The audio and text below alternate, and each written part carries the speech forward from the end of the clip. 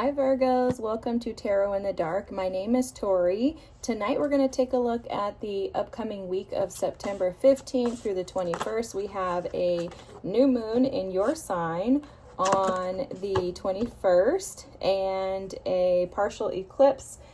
I hope that you guys are enjoying your birthday month. We're almost on our way out of your season, so I'm sure you've been enjoying it, but the rest of us have been getting our butts kicked. No, I'm just joking. I'm a Pisces, so I love Virgo season. I think it's awesome, and I hope that it's been fantastic for you all. So the first cards out are Workaholic. The second one is Movement as Meditation. And then Upheaval is here. Mischief is at the bottom of the deck here. You have Infinite Possibilities at the bottom of the deck here. Enlightenment at the bottom of the deck here.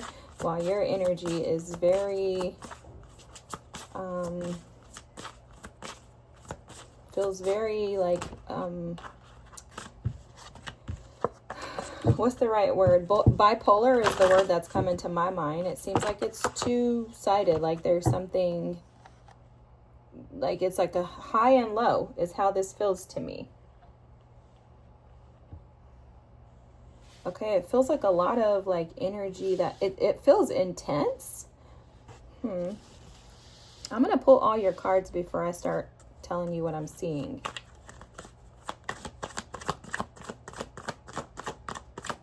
All right, what's the situation for our Virgos? And then the Leo card came out. That was the one that was... that's an interesting... Okay. What about the past? What about the blockages?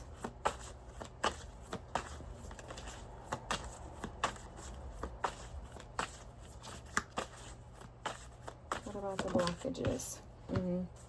What about what's hidden? So for your current situation, the energy at hand is the Magician with the Four of Cups. The interesting thing that I heard with that is that you're manifesting disappointment in the area of your heart. The Knight of Swords coming out as your hidden energy. And then the Seven of Pentacles is here as your advice. The Empress is at the bottom of the deck. For some of you, this could have something to do with a marriage or a long-term relationship.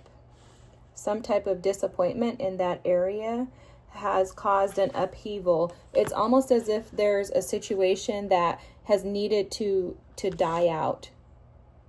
The vulture comes in to eat away the things that have died so that they don't contaminate the rest of our environment, right? So although a lot of people are like, oh my God, I hate vultures. Vultures come in and they kind of do cause an upheaval, because who wants to be around something that's dead, like a carcass, right? But the energy of that vulture that's coming through for you is almost as if there's been movement in regards to your feelings around your disappointments of the past, okay? So some type of experience. The reason why I'm saying it could have been a marriage or a long-term relationship, well, look, is because you have the Empress at the bottom of the deck and then the Devil right underneath it.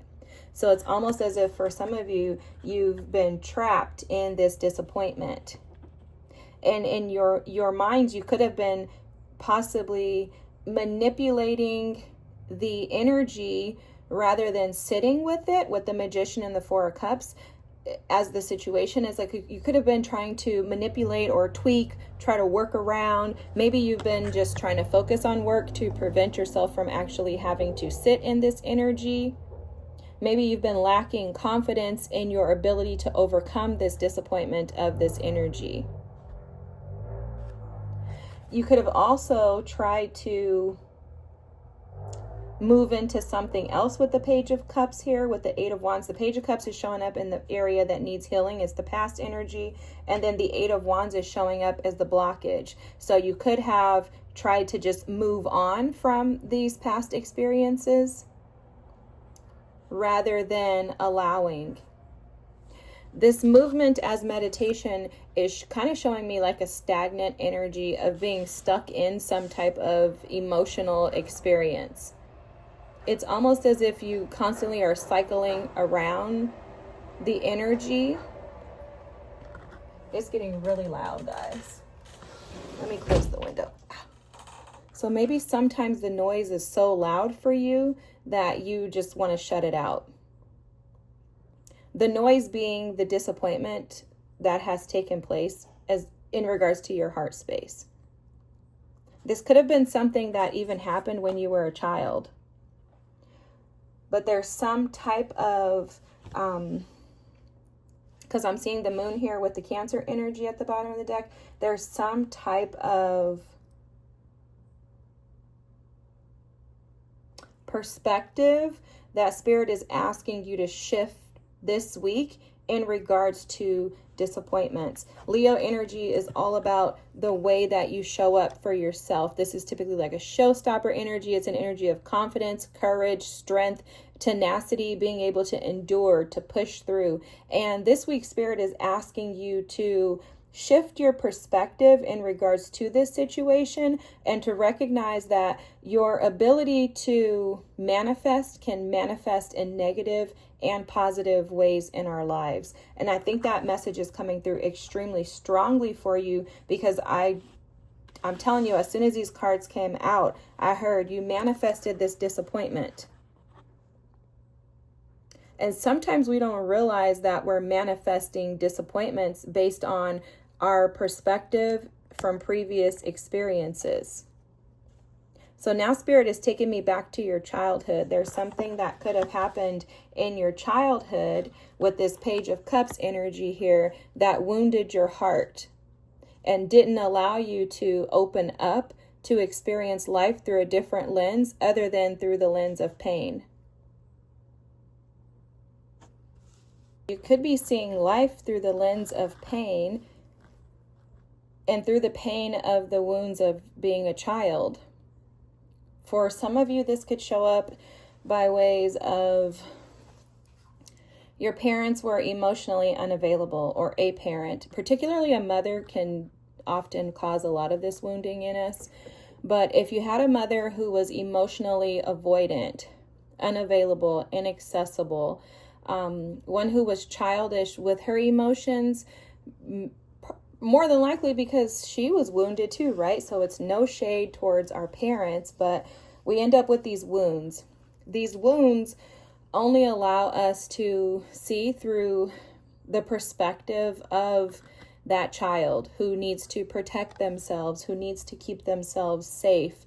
And with that, we can not show up in relationships the way that we truly desire to. Like maybe you love someone in the past, or maybe you love someone right now, but you just feel like you're unable to actually connect with them emotionally.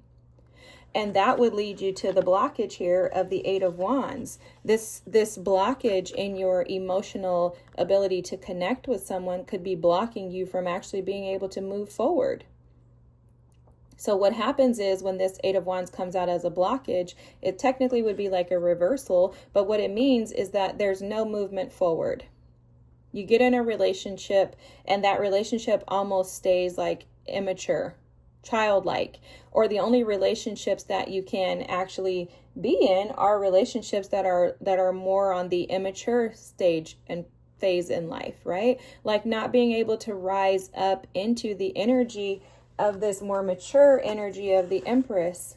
Your relationships tend to be very, I don't know how Spirit wants me to describe this to you, but he's showing me like very childlike, meaning you don't really have any depth to your emotions. You don't really have any true intimate connections. This could be very passionate, very schmexual, but nothing that really creates stability and long-term success. And for you probably are introspecting this week like, godly, I may have sabotaged a lot of these connections in the past due to me being emotionally unavailable. And being emotionally unavailable could be being recognized to you now like, oh my God, like that's because I'm focusing in other areas rather than allowing myself to sit with those carcasses and actually work through why they're the way that they are. Because what's hidden here is the Knight of Swords. This Knight of Swords is showing up as you moving too quickly into situations, experiences, without actually thinking about it. So this Knight of Swords can kind of be abrasive. He's kind of like, he thinks, but it's like, I'm going to just do what I want to do thinking, you know, like he's led by his thoughts rather than his ability to connect with people and to be able to practically approach a situation. In my opinion, he's probably the worst knight in regards to relationships, because he doesn't actually, the Knight of Wands comes in, he wants to have schmecks, and then he's gone, right? He's like a player. This Knight of Swords is more like I'm gonna come in and just, I'm doing this for very thought out reasons. I need, you know, a place to stay, so I'm gonna get with you. I need to have someone who can clean the house, so I'm gonna get with you. But he's not good at thinking about like long term, like, does this situation actually work out for me? Is this going to satisfy me? Am I going to be able to meet my emotional needs here? How does this person communicate? He's more like a lazier type, I don't know, my opinion, lazier type energy. And so this feels to me like what's hidden is you're not recognizing that maybe your thoughts, and this also too, they're showing me the Five of Swords in this Knight of Swords card, so it could be some thoughts, mental energy could be preventing you from actually seeing the light and seeing things clearly. And this is hidden from you, so it's not something that you may recognize. You may be like, oh, I didn't even recognize that, but now that makes sense to me, right? And it could be because there's a lack of confidence in your abilities, because the Knight of Swords also too, he can lack confidence in his capabilities, because he's kind of like, I have to prove myself to you guys because nobody listens to me. That's kind of his energy, especially when he shows up as like a hidden energy. And the why behind this situation is, it could be that you could be moving too quickly into things without actually thinking about it. And even more so, why that is probably valid for you this week specifically is because your advice is the Seven of Pentacles. So Spirit is asking you to take note as to what you invest in. You know, the Knight of Pentacles, or the Seven of Pentacles, I hope I didn't say the Knight of Pentacles, but if so, I meant the Seven of Pentacles. The Seven of Pentacles is about having awareness as to where you should and shouldn't invest. This is the farmer energy. The farmer knows not to plant, you know, watermelon in, I don't know, I'm picking a season and this could be wrong. But say, for example, you need to plant watermelon in spring. The farmer knows that, so he's not going to plant it in the winter, because if he plants it in the winter, then all of his seeds are going to die. So the farmer is fully aware of the fact that where he invests is where he's going to reap. And so he does not invest in energies, people, or places that are not going to produce success that is long term. He's not immature with his emotions. He's stable. The Seven of Pentacles energy is an energy of stability, patience, and for me, grace. Because in order for you to be able to plant seeds, you have to have grace and trust that those experiences are going to produce a harvest. In addition, you also have to be fully aware that the things that have gone away, fallen by the wayside in your life, were intentional, and they were there more than likely to teach you the lessons of where should you invest. So the question for you, Virgos, this week is, what type of seeds are you willing to plant? Where are you planting? And are you planting where you're going to grow something? Or are you planting seeds in areas that will manifest disappointments for you? So it's almost like a call to assess what you're investing in. What are your investments? And are they returning? Is there an ROI on them? Or are you actually going to lose out? Because it feels to me like, based on this energy, like you've been losing out. If for some of you, this Empress was a spouse or a wife, a husband of some sort, and you lost out on this opportunity, this was an opportunity with abundance. And this could come across as a missed opportunity for you with this Four of Cups showing up with the Magician here. But Spirit is advising you to not make the same mistakes twice.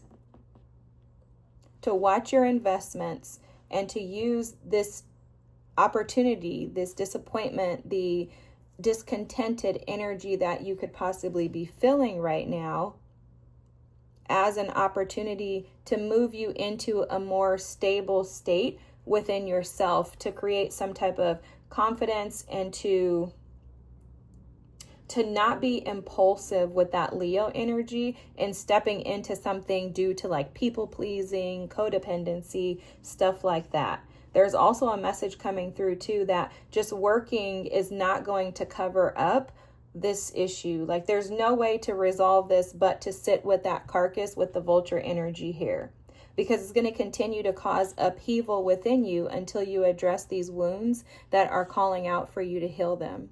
Remember, we only hurt so that we can heal. And while we're in your season, you already know this, we're going to be deeply introspective. And it's because the whole goal of your season is to assist us with being able to pull those things out, to soul search so that we can find the depths of our being that have been calling and crying out for us to change them, so that as we move into this vulture season, which is Scorpio season, which comes next, you guys already know that, I'm sure, but the Scorpio season is vulture season. That is about death, transformation, and rebirth. And so as you come into this rebirth energy, the seeds that you plant now are going to reap a harvest that will continue to produce good for you, rather than reaping a harvest of the Four of Cups energy, which is disappointment and dissatisfaction in the areas of matters of the heart. This is a beautiful reading, Virgos. I love this energy because it just shows that you're so in tune and aligned with the rest of the collective. This is literally what the collective has been enduring, is going through this transitional phase and period as we go through these seasons. In the season of introspection, being willing to embrace these lessons and see them for what they are, but then next to take action so that you're planting seeds that will benefit you moving forward. Speaking of, because we have that new moon in Virgo this week on the 21st, and you are a Virgo, I would highly recommend with this Seven of Pentacles energy that you start to manifest the new beginnings that you desire by planting those seeds now. On Sunday, the 21st, you may want to do some type of new moon ritual or something like that, or just write it down, put on a piece of paper, the things that you want to bring in that are new, the new seeds that you want to plant. This is the perfect time, perfect opportunity, especially with it being in your side. But remember to dig deep, because you have this Piscean energy with the Page of Cups, which you know is your opposing sign.